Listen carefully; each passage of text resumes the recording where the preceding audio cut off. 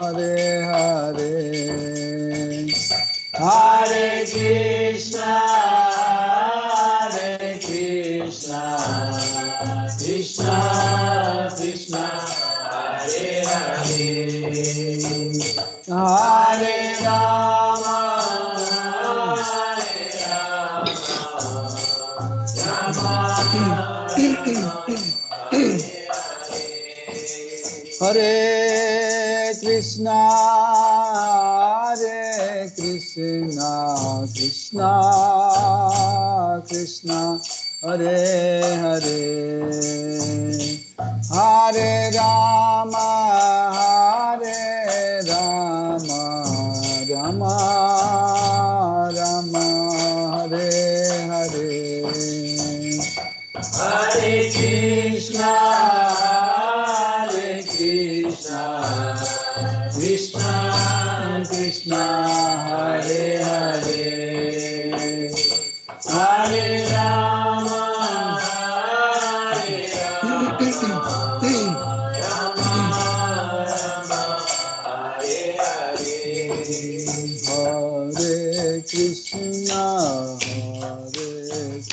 Krishna, Hare Krishna Krishna, Hare Hare, Hare Rama, Hare Rama, Rama Rama, Hare Hare,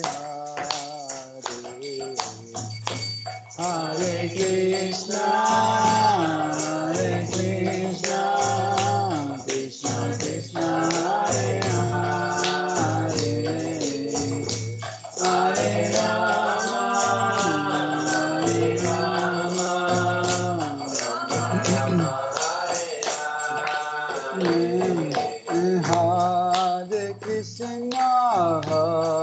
Hare Krishna, Hare Krishna, Krishna Krishna, Hare Hare, Hare Rama, Hare Rama, Rama Rama, Hare Hare, Hare Krishna, Hare Krishna, Krishna Krishna, Hare Hare, Hare Rama, Hare Rama, Rama Rama, Hare Hare, Hare Krishna, Hare Krishna, Krishna Krishna, Hare Hare, Hare Rama, Hare Rama, Rama Rama,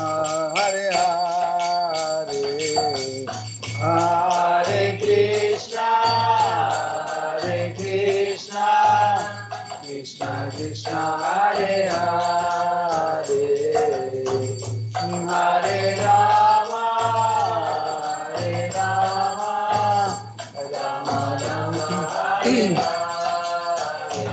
Jayo Radha Madhava Kunja Bihari, Jayo Radha Madhava Kunja Bihari, Jaya Radha Madhava Kunja Bihari,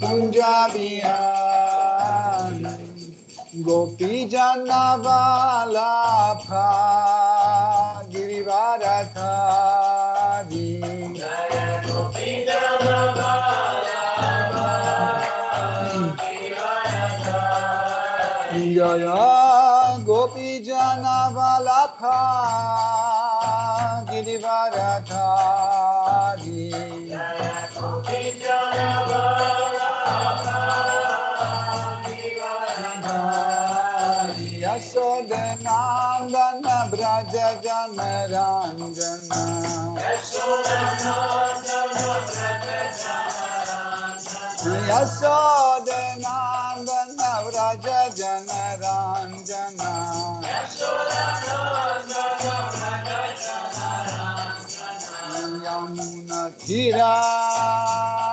Banachari Yamuna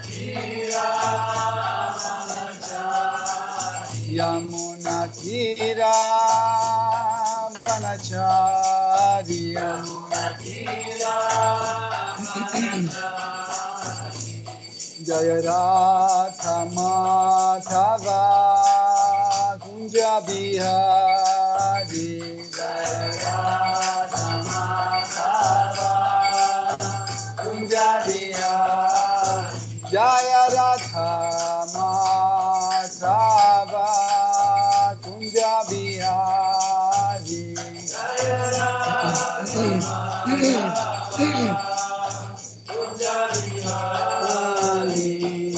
Gopi Jana Vallabha Girivaradhari Gopi Jana Vallabha Girivaradhari Gopi Jana Vallabha Girivaradhari Gopi Jana Vallabha Yasodhanandana Vraja Jana Ranjana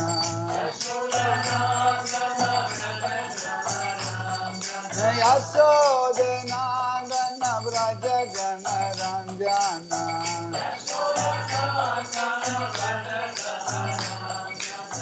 Yamuna Tira Banachari Yamuna Tira Banachari Yamuna Tira Banachari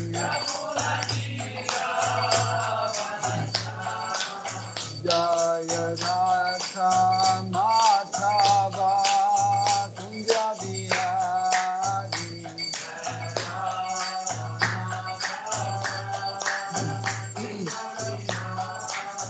Jaya Radha Madhava Kunja Bihari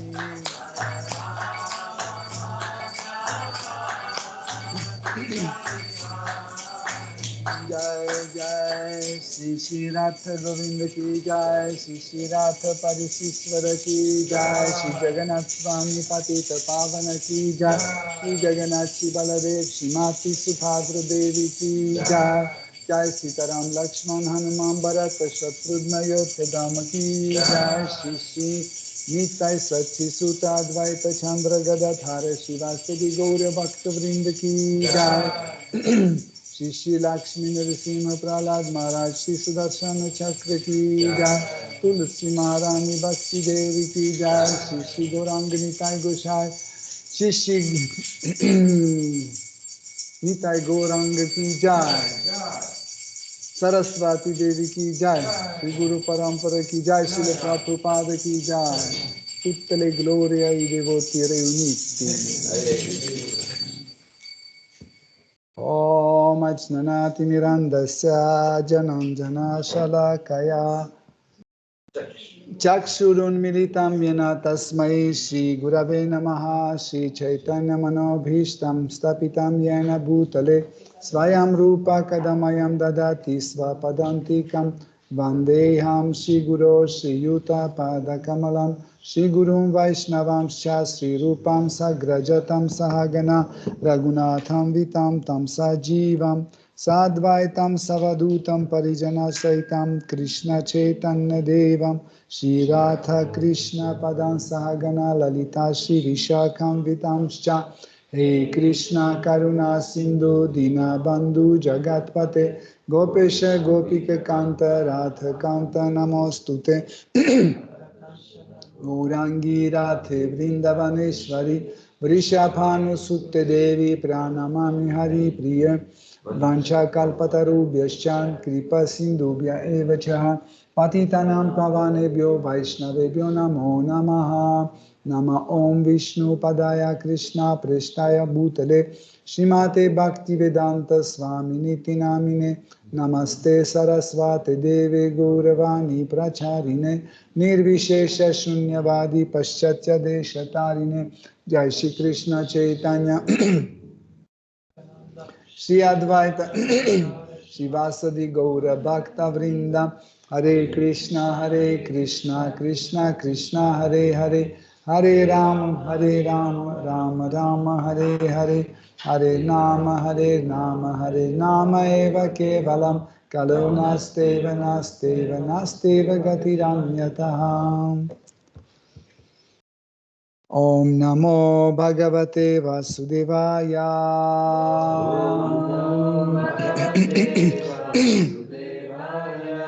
Om Namo Bhagavate Vasudevaya.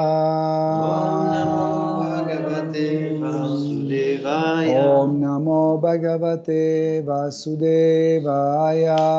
Om Namo Bhagavate Vasudevaya. Hare Krishna, chers dévots. Nous continuons à étudier Srimad Bhagavatam. Troisième.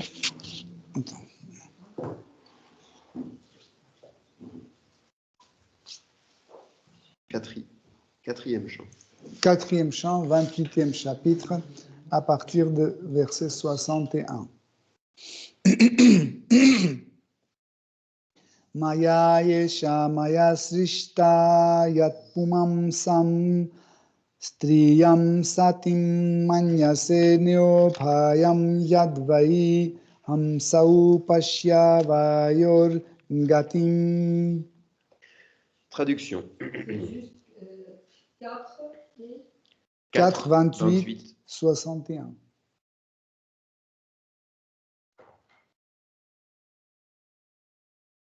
Bon. J'attends qu'il trouve. C'est bon? C'est bon, cher Devo? Oui. Ah, celle-là, vous avez trouvé? Oui, c'est bon. C'est bon? Oui. Ok, donc traduction. Tu crois parfois être un homme, d'autres fois une femme chaste, et d'autres fois encore un eunuque. Tout cela provient du corps créé par l'illusion, par l'énergie illusoire. Sache donc que cette énergie illusoire est ma puissance, et qu'en vérité, toi et moi, nous sommes de pures entités spirituelles. Essaye seulement de comprendre cette vérité, car je m'efforce de t'expliquer notre nature réelle à tous deux. Teneur est porté par sa divine grâce Bhaktivedanta Swami Prabhupada. Le Seigneur suprême et l'être distinct participent d'une même nature au point de vue qualitatif.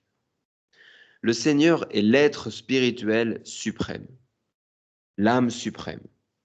Et l'être vivant, lui, est une âme spirituelle distincte. Bien qu'à l'origine tous deux soient des entités purement spirituelles, l'âme distincte oublie cette identité lorsqu'elle entre en contact avec la nature matérielle et y devient conditionnée. Elle croit alors être un produit de la nature matérielle. À cause du corps qui l'enveloppe, elle oublie qu'elle est éternelle, Sanatana, et qu'elle représente une partie infime de Dieu, la personne suprême. C'est ce que confirme le verset suivant. Mamae vamso jiva loke jiva bhuta sanatana. Le mot Sanatana se retrouve en plusieurs endroits dans la Bhagavad Gita. Ensemble, le Seigneur et l'être distinct sont Sanatana, éternel. Et l'on trouve également un lieu nommé Sanatana, au-delà de la nature matérielle. C'est ce royaume, Sanatana, non l'univers matériel, qui constitue la véritable demeure de Dieu et de l'être distinct. L'univers matériel appartient à l'énergie externe et transitoire de Dieu. L'être vivant, lui, est mis en ce monde à cause de son désir d'imiter Dieu, la personne souveraine, et il s'efforce d'y satisfaire ses sens du mieux qu'il peut. Toutes les activités de l'âme conditionnée en ce monde se déroulent sans fin dans divers corps successifs. Mais lorsqu'elle développe sa conscience, elle doit tenter de rectifier sa position de manière à réintégrer le monde spirituel. C'est le Bhakti Yoga, parfois appelé Sanatana Dharma, qui constitue le processus grâce auquel l'âme peut retourner en sa demeure originelle, auprès de Dieu. Au lieu de nous consacrer à une occupation temporaire fondée sur le corps matériel, il nous faut adopter la voie du Sanatana Dharma ou Bhakti Yoga. Ainsi pourrons-nous mettre un terme à l'asservissement perpétuel qui nous garde prisonniers du corps matériel et retourner en notre propre demeure originelle auprès de Dieu. Tant que la société poursuit ses activités en partant d'une identification erronée à la matière, tous les prétendus progrès de la science et de la philosophie resteront tout simplement vains. Ils ne serviront qu'à égarer davantage les hommes. Andha yantandair upanyamanyaha. Dans ce monde, il n'y a que des aveugles dirigés par d'autres aveugles. Quel est verset jusqu'au fin du chapitre? Verset 62. Cher ami, moi, l'âme suprême, cher ami, moi, l'âme suprême et toi, l'âme distincte, ne différons pas l'une de l'autre, du moins en qualité, car nous sommes tous deux de nature spirituelle. À vrai dire, mon ami, de par ta constitution propre, tu es qualitativement identique à moi-même. Essaye seulement de comprendre ces choses. Les vrais érudits qui ont la parfaite connaissance ne font aucune différence qualitative entre toi et moi. Verset 63. Un homme ne fait pas de différence entre lui-même et son image réfléchie dans un miroir. Mais les autres voient deux formes distinctes. De même, dans la condition matérielle, où l'âme distincte est à la fois affectée et cependant non affectée, une différence existe entre Dieu et l'être vivant. Verset 64. Ainsi, les deux signes vivent ensemble dans le cœur. Lorsque le premier instruit le second, ce dernier réintègre alors sa condition originelle, naturelle et éternelle. Autrement dit, il retrouve sa conscience de Krishna originelle, qu'il avait perdue à cause de l'attirance qu'il éprouvait pour la matière. Verset 65. Cher roi Prachinabhari, Dieu, la personne suprême, la cause de toutes les causes, a la renommée d'être connu de manière indirecte. Ainsi t'ai-je raconté l'histoire du roi Puranjana. Mais ce récit est en fait un enseignement destiné à la réalisation spirituelle. Ainsi s'achèvent les enseignements de Bhaktivedanta sur le 28e chapitre du 4e chant du Srimad Bhagavatam intitulé « Puranjana se réincarne en femme ». Merci, Hare Krishna. Donc, Srila Shukadeva Goswami, quand il racontait Srimad Bhagavatam, il voulait absolument donner les astuces à travers lesquelles nous pouvons, d'une façon pratique, appliquer la conscience Krishna dans notre vie. Celui qui ne connaissent pas cet enseignement dans cette forme-là que nous venons de lire, ils ont beaucoup de difficultés dans leur vie spirituelle parce que les gens viennent dans les églises, les gens viennent au temple, etc. Ils écoutent la prédication, ils écoutent les écrits sacrés, ils sont très contents, ils sont apaisés, ils sont très heureux, mais dès qu'ils sortent de l'église, ils regardent le monde et ils pensent qu'en fait, tout ce que j'ai entendu est inapplicable. Et ça devient très, très frustrant. Tandis que là, comme vous avez bien remarqué, grand sage Narada Muni, il attribue à cette pratique vraiment 2 ou 3 chapitres. Pourquoi? pour enseigner en fait la méthode pratique de la conscience Krishna, comment nous pouvons la pratiquer.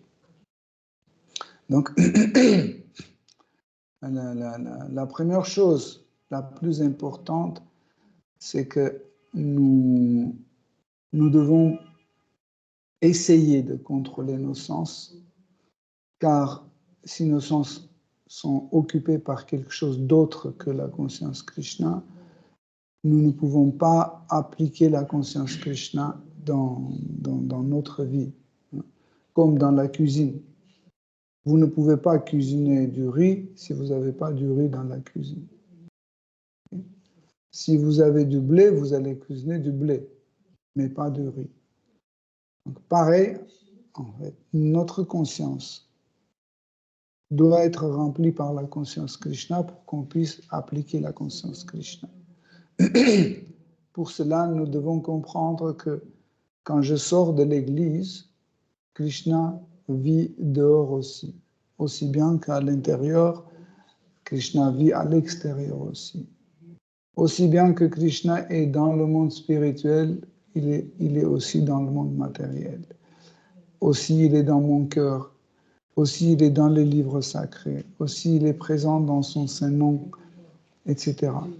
Donc, et si on arrive à réaliser ça, vous sortez de l'église et vous allez avoir toujours cette impression que vous êtes toujours dans l'église.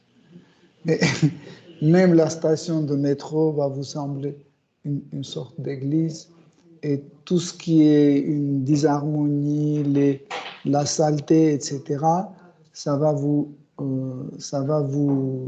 dire que tout ça, c'est les enseignements de la Bhagavad Gita. Vous allez voir que des versets de la Bhagavad Gita sur les murs de métro, dans les wagons de métro, en regardant comment les gens sont occupés par ceci, par cela, comment ils sont dépressifs ou comment ils ont peur du futur, etc. Donc, cette vision des choses arrive progressivement chez un homme s'il fait des efforts. Parce que si nous-mêmes ne faisons pas des efforts, personne ne peut le faire à notre place. Vous comprenez? Par exemple,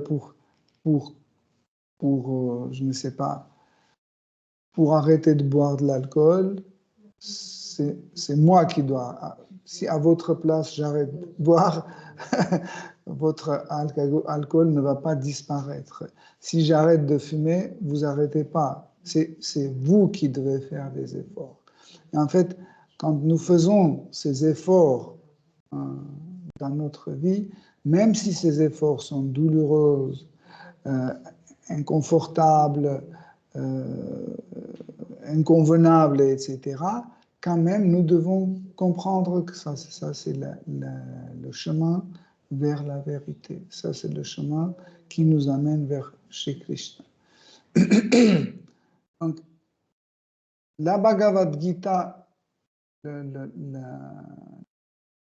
livre qui présente Dieu, la personne suprême, dans son aspect le plus accessible, hein.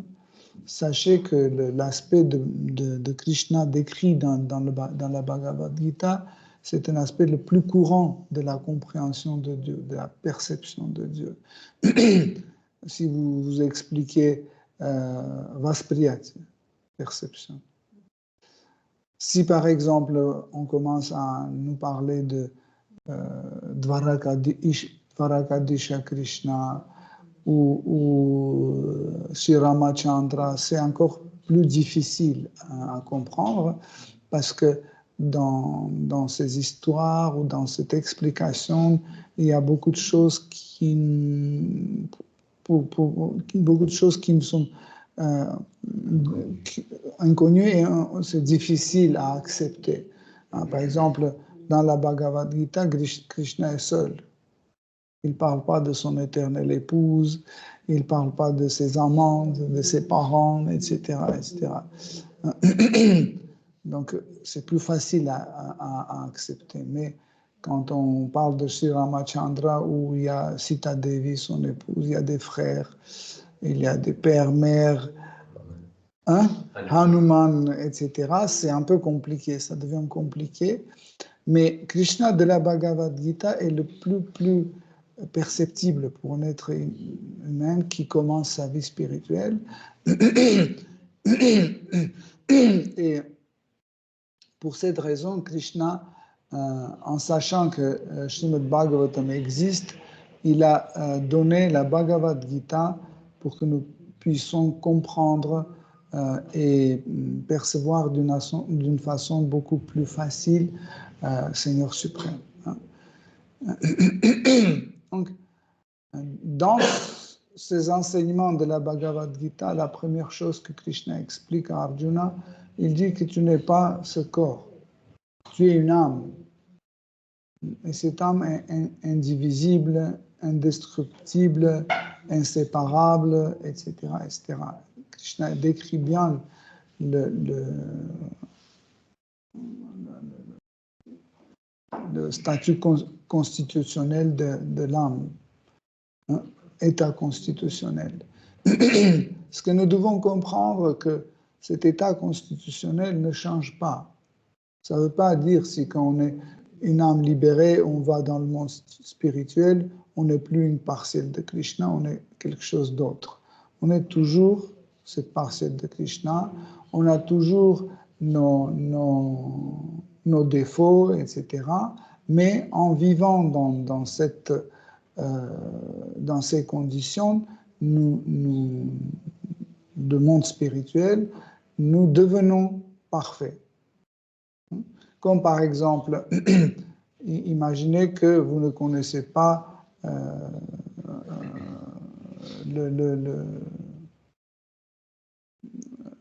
la chanson Samsara Dhavana. Vous ne connaissez pas.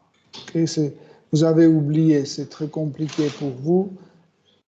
Donc, et vous n'êtes pas parfait parce que vous n'arrivez pas à chanter.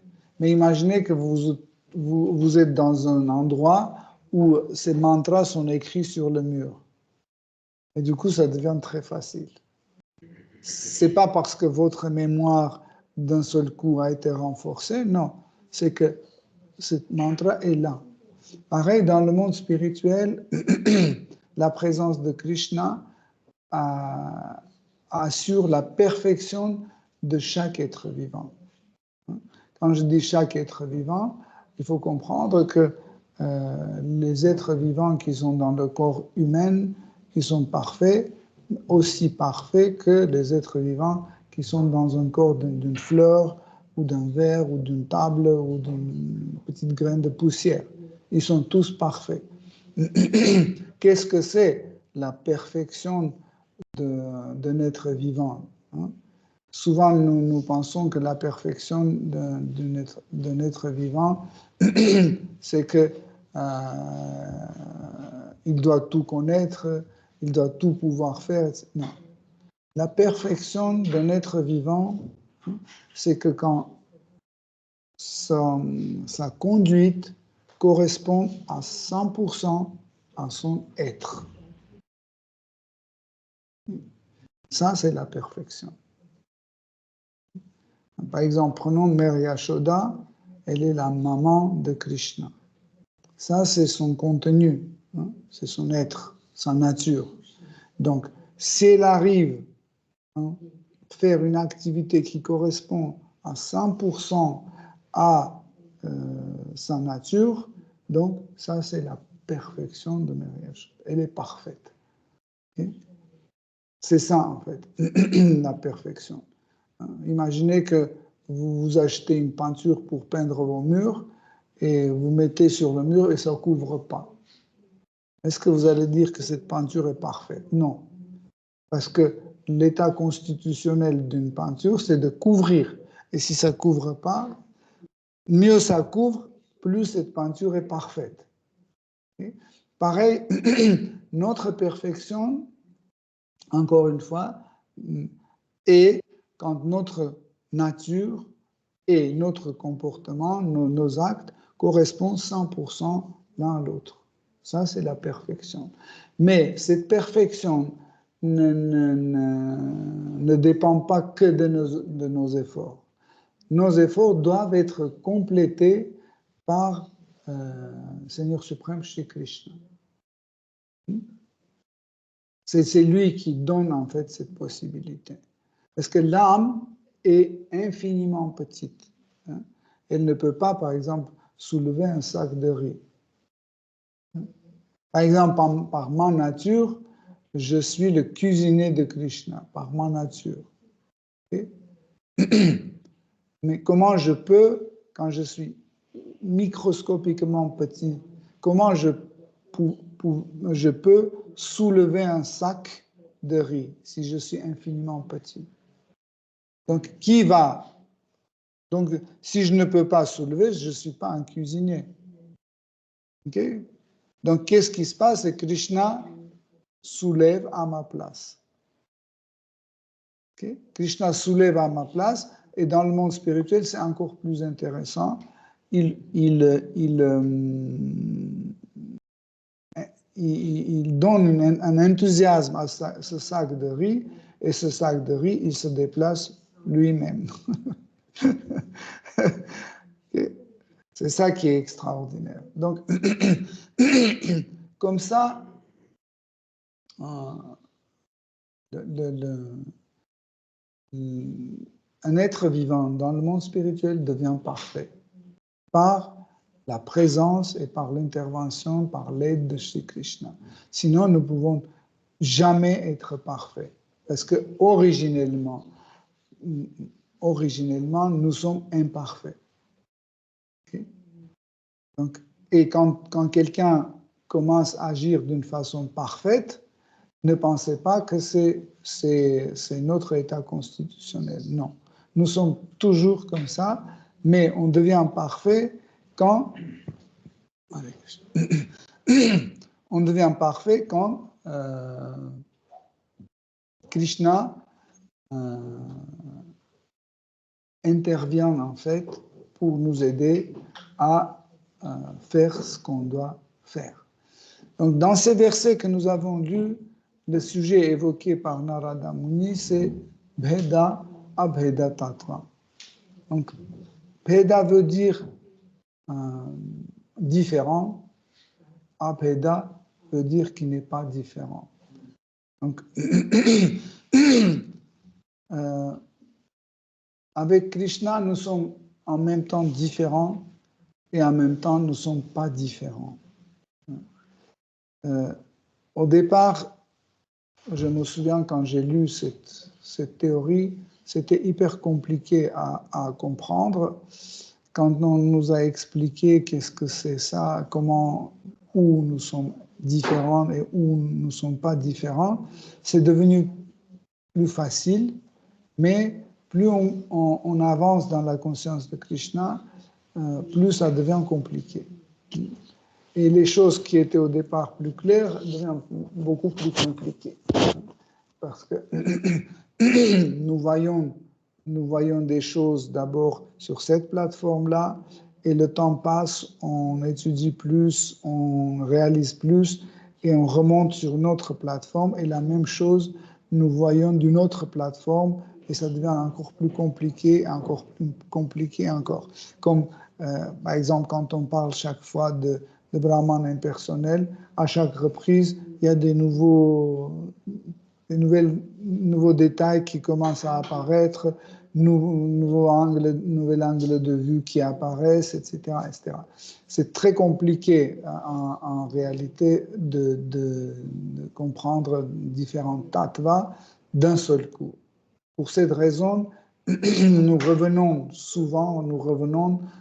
sur le même sujet. Et si vous avez bien remarqué, Srimad Bhagavatam est raconté de cette façon où les conteurs de Srimad Bhagavatam, chaque fois, ils reviennent sur le même sujet. Par exemple, la création du monde matériel est expliquée dans Srimad Bhagavatam par plusieurs reprises. Pourquoi? Parce que chaque fois, c'est un autre angle de vue qui montre la création. Donc, pareil, Bheda Tattva, l'idée d'être différent et pas différent de Krishna est expliquée plusieurs fois, et dans ces versets que nous venons de lire, Narada Muni revient de nouveau pour expliquer quelle est la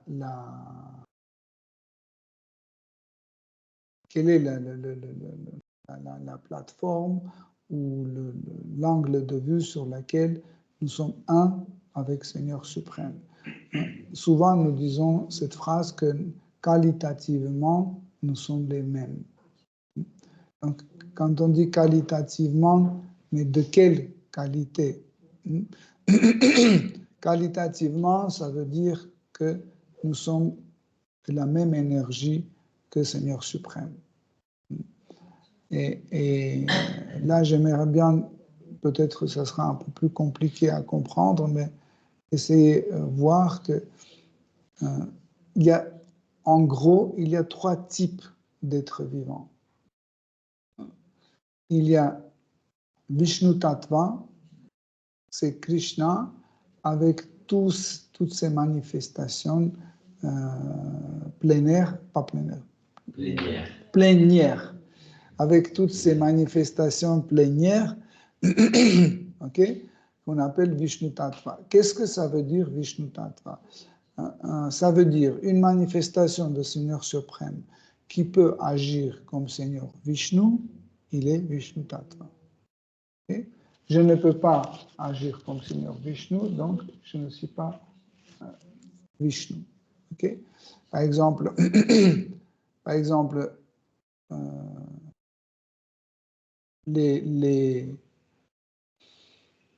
une autre catégorie des êtres vivants appelée Shakti Tattva, comme Yogamaya, Mahamaya et des autres énergies qui sont quantitativement très très grandes par rapport à nous, parce que nous sommes vraiment minuscules, mais une énergie comme énergie matérielle qui est énorme, c'est incomparable. Donc, ces énergies quantitativement qui sont beaucoup plus grandes que nous, on les appelle Shakti Tattva. Pourquoi nous ne sommes pas appelés Shakti Tattva, mais eux, ils sont appelés Shakti Tattva? Si eux sont énergie et nous aussi, nous sommes énergie, pourquoi nous ne sommes pas appelés Shakti Tattva, mais par exemple l'énergie matérielle est appelée Shakti Tattva? Parce que pour pouvoir être considéré comme Shakti Tattva, il faut avoir un peu de quantité pour voir son identité comme Shakti Tattva. Par exemple, imaginez que je vous donne 0,000 grammes de 0,00 et 1 gramme du sel. Vous mettez dans votre bouche et après je donne 0,001 gramme de sucre, vous mettez sur votre langue, et après encore 0,001 de bicarbonate, vous n'allez pas voir la différence entre ces 3 matières. Soit du sel, soit du sucre, ou soit bicarbonate, vous penserez que c'est la même chose. Pourquoi? Parce qu'il n'y a pas assez de quantité pour que vous puissiez distinguer les choses. Vous voyez?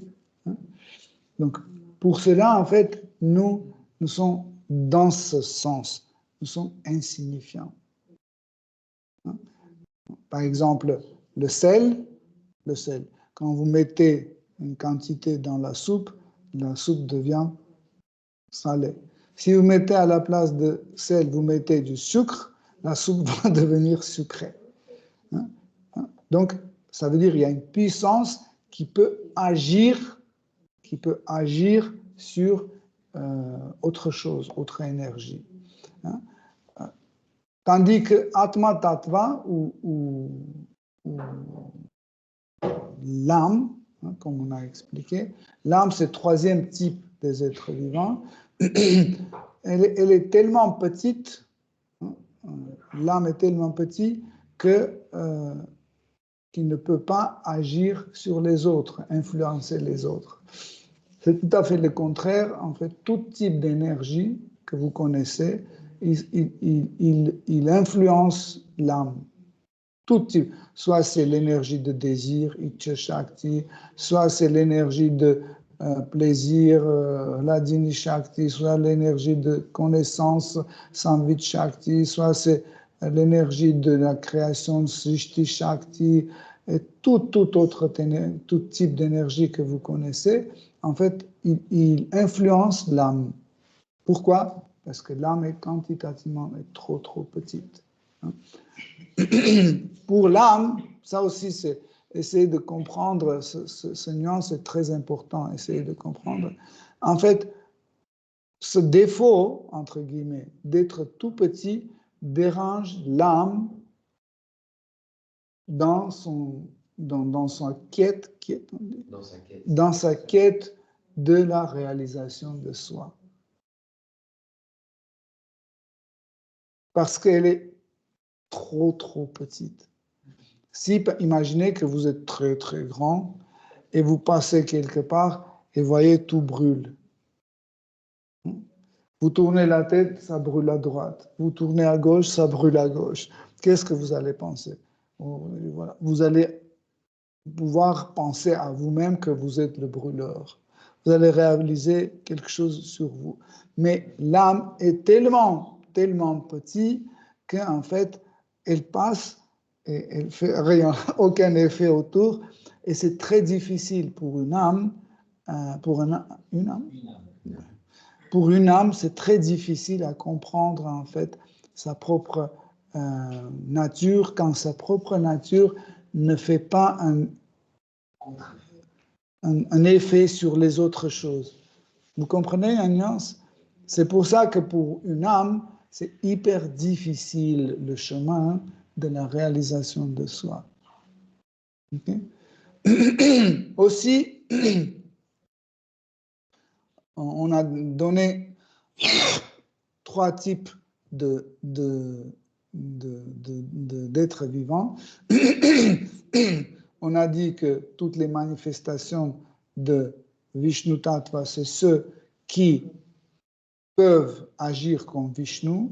Ceux qui sont Shakti Tattva, ils doivent agir comme un Shakti. Hein? Par exemple, l'énergie d'existence, Sandhini Shakti. Okay? Pourquoi elle est nommée comme Shakti Tattva? Parce qu'elle peut assurer l'existence de mon téléphone. Elle peut assurer l'existence de monde matériel. Elle peut assurer l'existence de monde spirituel. Ouais? Donc, pour cette raison, nous pouvons la considérer comme Shakti Tattva. Ça veut dire qui peut faire ce qu'un Shakti fait, okay? Que cette énergie fait. Et l'âme, c'est une particule vraiment infiniment petite. On dit Atma Tattva. Donc, elle est considérée Atma Tattva. Pourquoi? Parce qu'elle a la conduite d'une Atma. Ça veut dire qu'elle est toute petite, infiniment petite. Elle peut influencer personne. Pour cela, elle est considérée comme Atma Tattva. Il y a aussi 4e type des êtres vivants,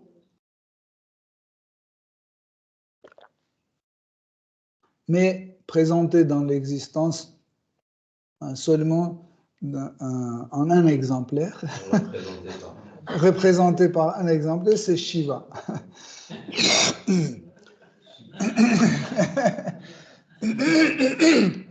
Il est seul et unique, Shiva Tattva. Pourquoi il est différent? Parce que ses actes ne peuvent pas être considérés comme égaux aux actes de Seigneur Vishnu, n'est pas considéré comme un acte de Shakti Tattva, pareil n'est pas comme Atma. Voyez? Donc, il est seul. Pourquoi? Parce qu'aucun autre type d'être vivant ne peut pas agir comme Seigneur Shiva. On peut dire un peu qu'il est présent par ici et par là. Okay? Par exemple, il est présent dans le corps de Advaita Acharya. Il est présent, par exemple, dans différentes petites manifestations par ici et par là, mais ils ne sont pas complètement comme Shiva Tattva. On ne peut pas dire ça. Okay? Par exemple, Durvasa Muni, on ne peut pas dire qu'il est Shiva Tattva. Et pourtant, il est la manifestation de Seigneur Shiva. Mais il est manifestation partielle de Seigneur Shiva. OK? Donc,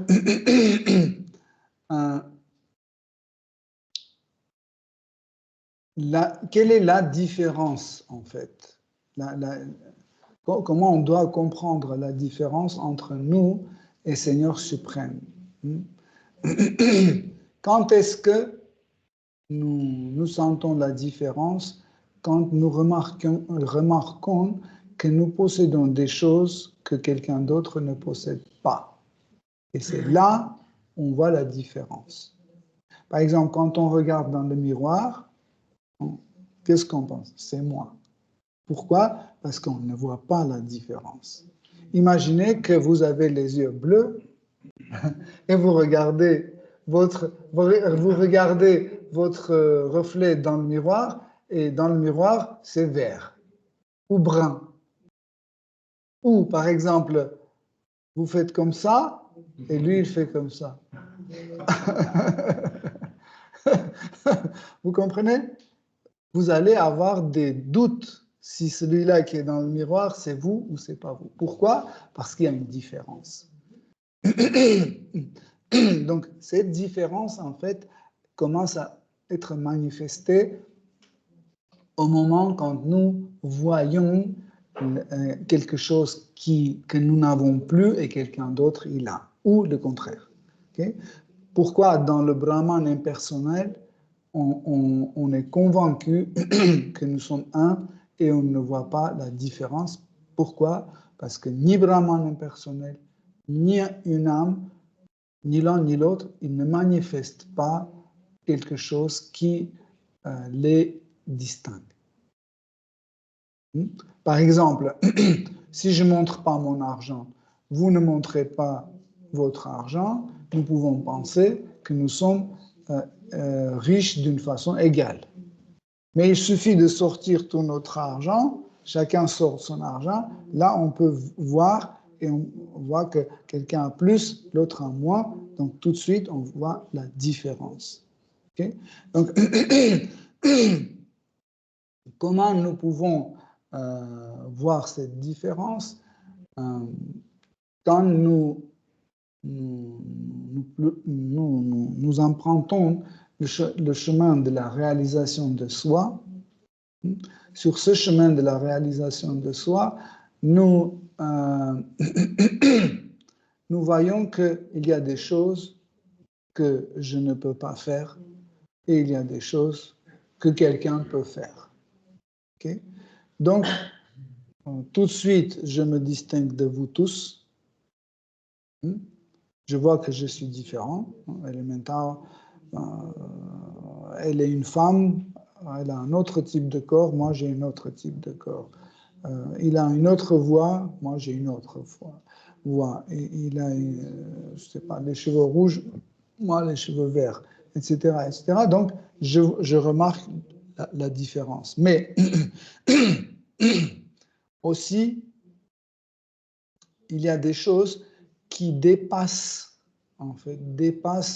mes idées sur mes semblables. Par exemple, mes semblables, c'est pas d'obné. Par exemple, je vois qu'en fait, lui, il est différent, mais il est à plus ou moins de ma taille. J'ai 2 jambes de main, lui, il a 2 jambes de main. Même si nous sommes différents, nous sommes assez ressemblables. Hein. Comme par exemple, vous prenez 15 ou 20 feuilles de chêne, hein, et vous allez les comparer et vous allez voir que chaque feuille est différente de l'autre. Mais ils sont tous, ils ressemblent tous. Pourquoi? Parce qu'ils sont tous les feuilles de chêne. Par exemple, si vous comparez avec les feuilles d'érable, vous allez voir que c'est complètement différent. Okay? Donc, mais nous voyons que dans notre vie, il y a quelque chose qui est fait par quelqu'un qui dépasse les capacités de mes semblables. Par exemple, nous sentons, en observant ce monde matériel, par exemple, nous sentons qu'il y a des choses œuvrées par quelqu'un dont les capacités physiques, mentales, créatives, etc., dépassent nos capacités. Okay? Donc, et nous voyons que la Terre tourne. Okay? Donc, nous voyons qu'elle ne tourne pas juste d'une façon chaotique, elle tourne assez parfaitement, d'une façon organisée. Voilà, d'une façon organisée. Nous voyons nous remarquons qu'il y a des principes de vie. Nous voyons qu'il y a des principes de vie dans le monde matériel. Nous voyons que les planètes sont faites d'une façon différente et chaque planète a son caractère. Hein. C'est pas qu'ils sont tous pareils. Hein. Chaque planète a son caractère. Donc, et nous voyons qu'en fait, derrière cette création, il y a un individu. Pourquoi? Parce que le monde a un caractère. Si le monde matériel a un caractère, ça veut dire celui qui a créé, c'est une personne qui a aussi un caractère. Hein, par exemple, si on nous donne à chacun un crayon et on dit dessiner un éléphant, chacun va dessiner à sa façon. Pourquoi? Parce que chacun va dessiner selon son caractère, selon son imagination, ressenti, etc., etc. Donc derrière chaque chose, nous voyons un auteur et qui a un caractère. Okay? Donc, mais nous remarquons que, en fait, nous avons aussi les mêmes choses que Dieu a. Par exemple, si Dieu a la capacité de créer quelque chose, moi aussi j'ai la capacité de créer quelque chose. Si Dieu est infiniment intelligent, je suis intelligent aussi. Si Dieu peut rire, je peux rire aussi.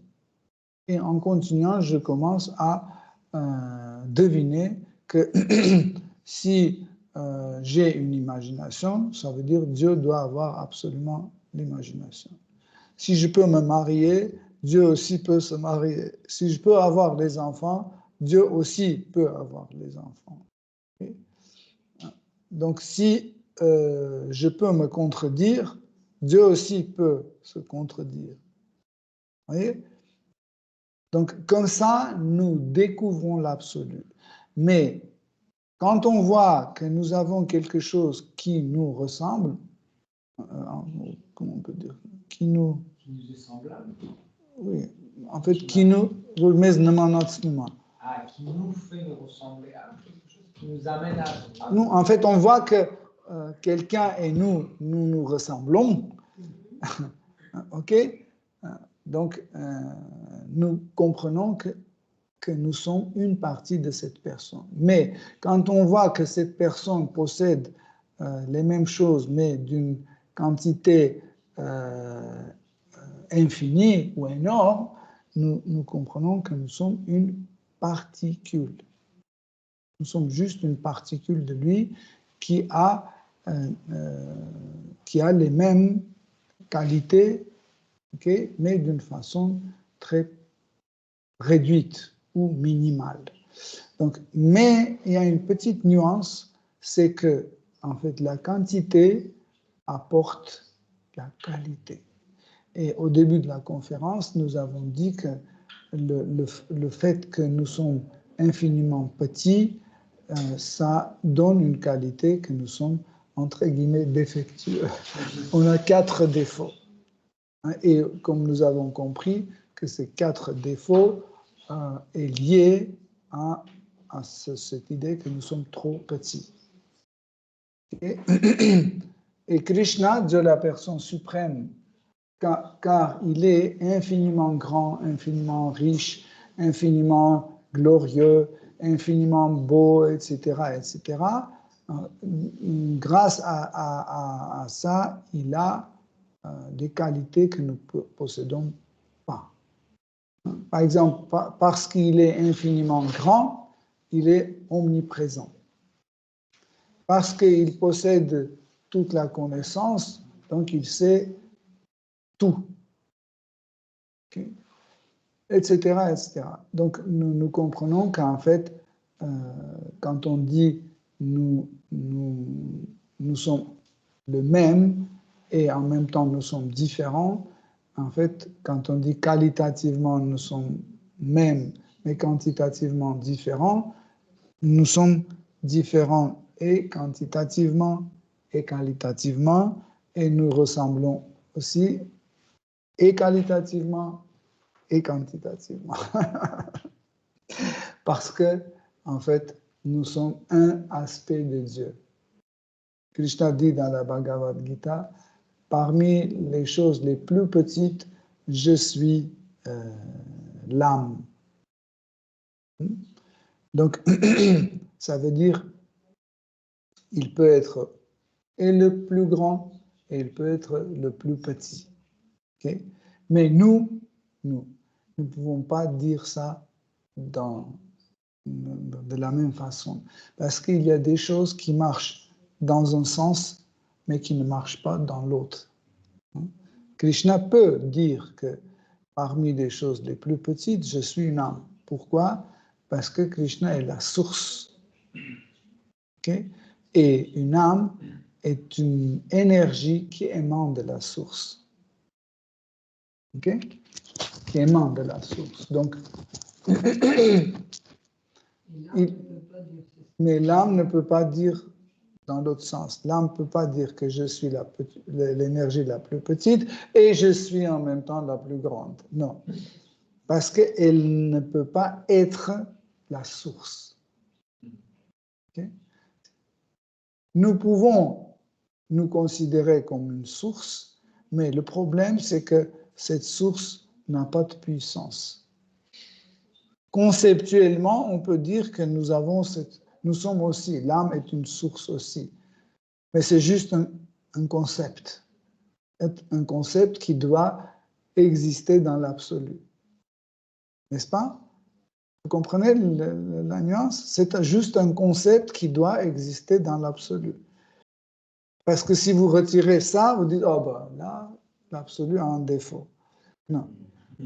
Mais imaginez que vous pouvez chanter, mais vous chantez tellement bas voix que personne ne peut entendre. Pareil, l'âme est une source, mais qui produit quelque chose que personne ne peut voir. Parce que c'est tellement petit, tellement insignifiant que même elle-même, elle ne peut pas remarquer. Okay? Donc, j'explique ces petites nuances pour qu'on ait une idée de l'absolu beaucoup plus large et plus complète. Okay? Donc, cette idée de Bheda Abheda, être en même temps différent et en même temps un, se répand pas seulement sur l'état constitutionnel. Cette même idée est applicable aussi dans le monde spirituel où,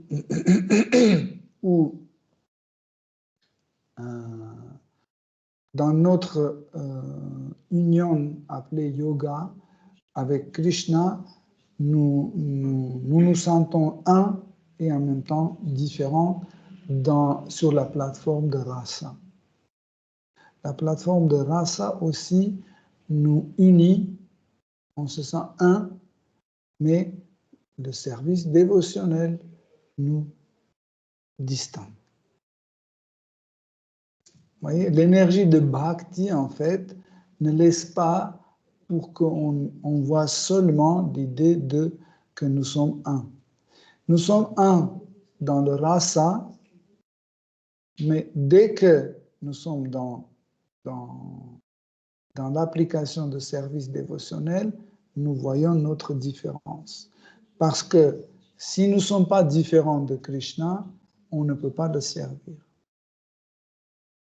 Donc, pour faire service dévotionnel ou pour aimer quelqu'un, il faut la deuxième personne. Okay? Ce n'est pas un self-love. Donc, il faut la deuxième personne pour qu'on puisse l'aimer et pour qu'on puisse le servir. OK?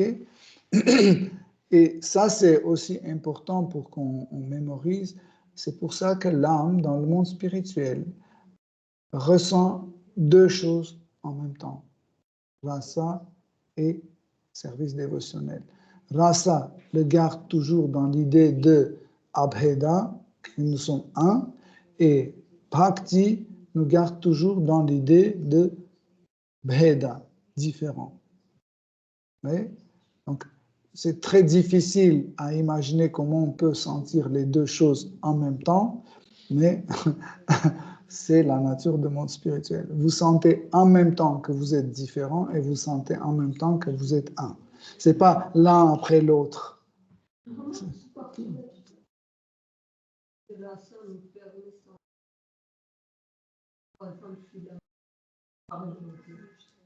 Comment ça va me permettre de sentir que je suis un avec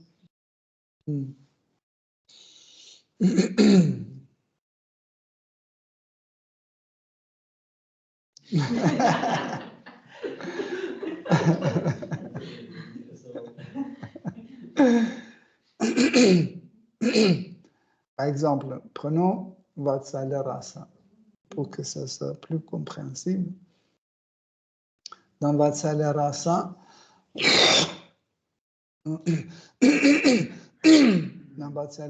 Mère Yashoda se sent comme une maman quand elle voit que Krishna est son fils. Okay? Donc, au moment quand elle voit Krishna comme son fils, hein, elle se sent sa mère, et cette sensation, c'est un. C'est les deux, comme on disait, les deux extrémités d'un bâton. Okay? Donc, c'est le même objet. C'est le même objet, c'est le même objet, mais qui a deux bouts. Et vous ne pouvez pas les séparer. Si vous cassez, vous allez avoir toujours deux bouts. C'est son principe. C'est une chose. Ou prenez une pièce de monnaie, elle a deux faces. Okay? Vous ne pouvez pas séparer ces deux faces. Mais ça fait une seule chose. Une pièce de monnaie, même si elle a deux faces, c'est une seule chose. C'est une pièce de monnaie. Okay? Quand est-ce que le dévot sent la différence? Quand une facette rentre en contact avec l'autre. Ça, c'est le bhakti, service dévotionnel, qui en fait cette différence. Il rentre dans cette abheda, il rentre et il la rend bheda, rend différent. Je sais que c'est difficile à comprendre, mais ça s'appelle achintya. Ça s'appelle achintya. Achintya veut dire impercevable. Inconcevable. Mais ça ne veut pas dire que si c'est inconcevable, on doit dire, bah écoute, c'est inconcevable, pourquoi on parle de ça? Nous continuons à parler parce que c'est inconcevable dans l'éternité. Mais petit à petit, on va le concevoir. Dans l'éternité, petit à petit, chaque fois. Okay. Donc, quand on fait service pour faire service, il faut qu'on soit distinct, sinon on ne peut pas servir. Regarde, je vais donner un autre exemple, si vous voulez comprendre bien, c'est Sadhana Bhakti. Par exemple, dans Sadhana Bhakti, la différence est bien marquée. Okay? Mais être un n'est pas marqué. Pourquoi? Parce qu'on n'a pas de sentiment envers Krishna. Okay? C'est les bhavas, les sentiments en fait, qui rendent un. Hein? Par exemple, je ris, vous riez. Hop, on devient un. Mais quand vous êtes en train de réaliser que c'est moi qui raconte l'anecdote pour que vous riez, là, vous voyez la différence. Okay? C'est là où la différence apparaît. Mais quand vous riez après mon anecdote, je ris avec vous, ce rire, ce bhava nous unit, nous fait un. Dans ce cas-là, dans le Brahman impersonnel, ils n'ont pas de rasa. Oui, ils n'ont pas de... Comment ils se sentent un? Parce qu'il n'y a pas de différence. Pour qu'on se sente unis, il faut le rasa, c'est ça? Il faut un bhava. Je dis bhava. Il faut un bhava qui... Mais j'ai dit, ça se manifeste dans le rasa, mais pour avoir un rasa, il faut un bhava. Si tu n'as pas de bhava, tu ne peux pas avoir un rasa. Et ce bhava qui unit dans le Brahman impersonnel, c'est le bhava Brahmananda. Brahmananda bhava qui nous unit. Mais il suffit, par exemple, il suffit dans le monde, dans le Brahman impersonnel, il suffit de manifester même une petite, minuscule différence. Quelle est la différence? Je vais donner un exemple. Par exemple, je suis dans le Brahman impersonnel. Donc, toutes mes caractéristiques personnelles, j'ai effacé.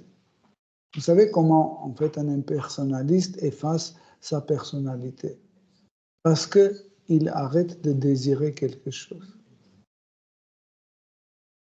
C'est le désir, en fait, qui nous distingue.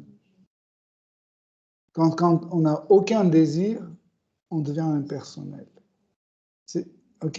Et comme ça, quand il est dans Brahman impersonnel, le Brahman lui-même aussi, il ne manifeste aucun désir. Comme ça, on se sent un. Okay?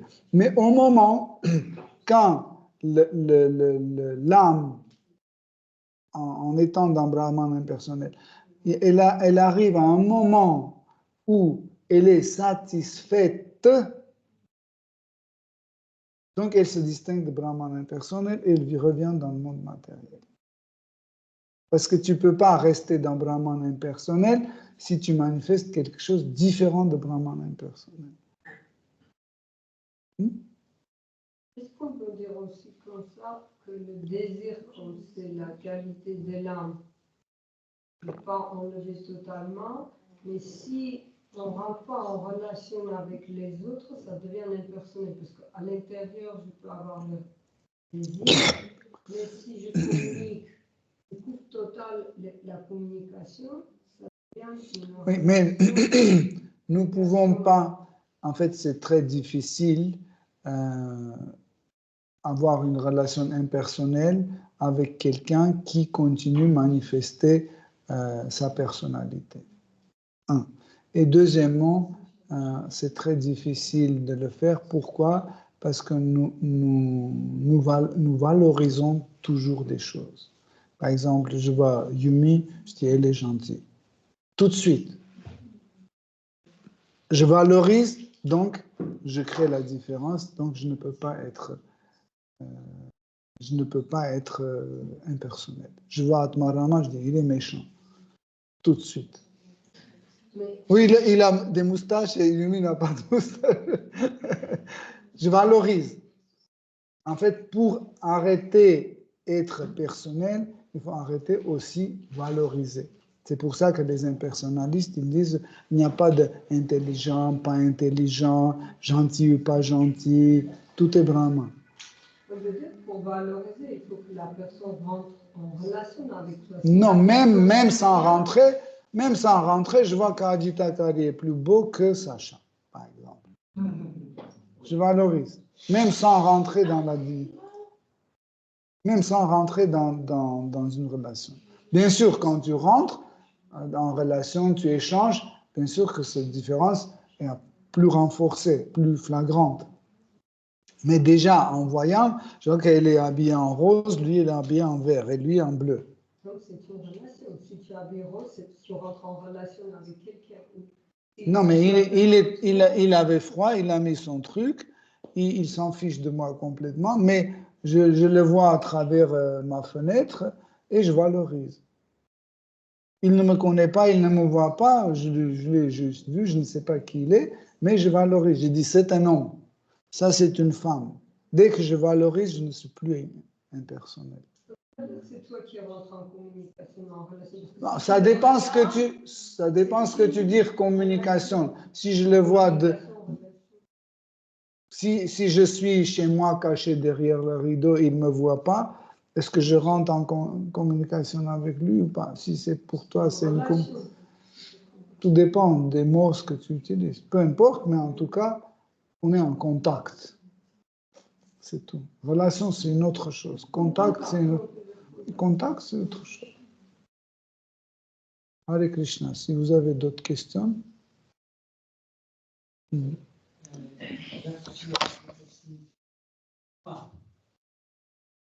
Merci.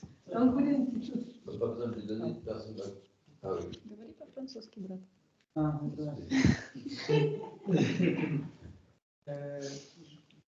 Правильно я понял, что на уровне расы мы единство, а на уровне служения различия. Est-ce que j'ai bien compris que sur le niveau de rasa, on est unis, on est un, et au niveau du service dévotionnel, on est différent? Да, вопрос. Извиняюсь, tout à l'heure tu as dit c'est pas rasa, c'est pava. Tu m'as corrigé quand tu dis c'est le rasa. Et là tu dis oui, on a encore. Только что объяснять, что это Ça, t'as pas compris. это единство. Rasa peut être manifesté seulement quand il y a des bhava. Pas de bhava, pas de rasa. Quand on a les 4 types de bhava qui agissent comme une seule, donc ça s'appelle rasa. Dans le rasa, on se sent unis. Dans le service dévotionnel, on se sent différent. Mais pour avoir la rasa, pour être uni, il nous faut de bhava. T'as compris? Je peux répéter si tu veux. Je dis toujours la même chose.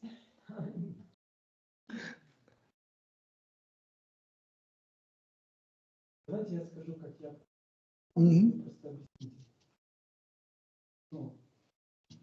Oui, je vais juste dire comment je perçois et je vous demande d'expliquer si je comprends bien. Раса – это отношение с Кришной, чувство определенное. Rasa, c'est mes relations avec Krishna, certains sentiments que j'ai envers lui. Но Кришна имеет одни чувства ко мне, Mais Krishna a certains sentiments envers moi, а я имею другие чувства к Кришне. et moi, j'ai d'autres sentiments envers Krishna. Вот, уже как бы разница. Donc, il y a déjà une différence. Как в чем-то на Et dans ce cas, en quoi est cette différence? Cette unité? Si vous voulez aller plus profondément, on peut dire qu'il y a 5 rasas principales et 7 rasas secondaires. Juste, on va regarder 5 rasas principales. principaux. Donc, quand on a parlé de Brahman impersonnel, nous avons dit que, en fait, Brahman impersonnel et l'être vivant rentrent en contact et restent et perçus comme une seule chose, sans être différents, quand l'être vivant ne manifeste rien personnel. Dans les rasas, l'être vivant manifeste sa véritable nature. Son svabhava est manifesté. Dans certains rasas, nous avons des sentiments différents. Par exemple, je suis dans Shantarasa et je suis émerveillé par Seigneur suprême. Okay? Mais je ne peux pas dire que Seigneur suprême est émerveillé par moi. Okay? Donc c'est différent. C'est différent. Okay? Dans Dasya Rasa, c'est pareil. Hein? Je vois Krishna comme Seigneur suprême, ou quand je vois comme mon maître, et moi j'ai les sentiments de serviteur. Donc Krishna réciproque. Hein? Krishna réciproque, qu'est-ce qu'il fait? Il prend le rôle de maître pour que je me sente serviteur. Okay? Ça, c'est rasa. Okay? Donc, comme on a dit, c'est les deux facettes d'une pièce de monnaie. Et la pièce de monnaie, c'est une seule chose. Mais, par exemple, dans Sakya Rasa, dans les relations amicales, nous, on a un sentiment amical envers Krishna. Krishna a le même sentiment envers nous. Lui aussi, il a les sentiments amicaux envers nous. Okay?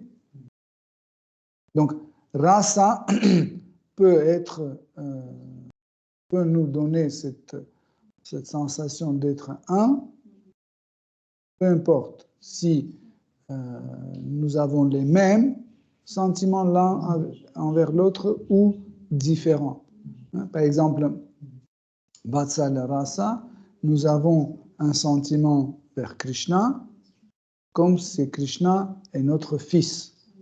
Et Krishna a des sentiments que nous sommes ses parents. OK? Donc, ce n'est pas le même sentiment. Tandis que dans le rasa conjugal, c'est comme dans le rasa amical. OK? Époux ou épouse, c'est le même sentiment. OK? Donc, c'est ça. D'ailleurs, c'est pour cette raison, le rasa amical et le rasa conjugal sont très, très proches. Par exemple, quand Krishna fait ses divertissements conjugal, les autres rasas ne sont pas présents. C'est plutôt des amis qui sont présents.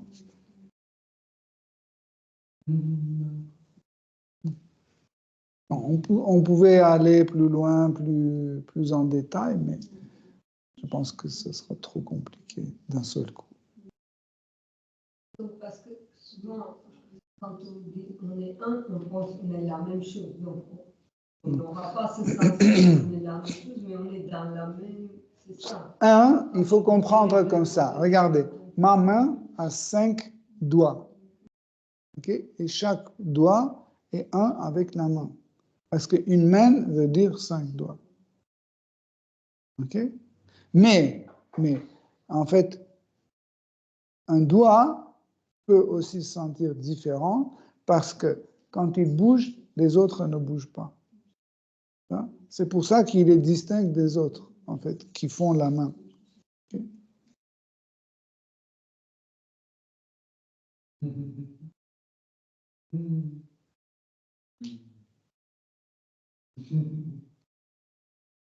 Ok, Hare Krishna, merci beaucoup, chers dévots, pour votre attention. Shri Srimad Bhagavatam ki jai, Srila Prabhupada ki jai. Gloire aux assemblées.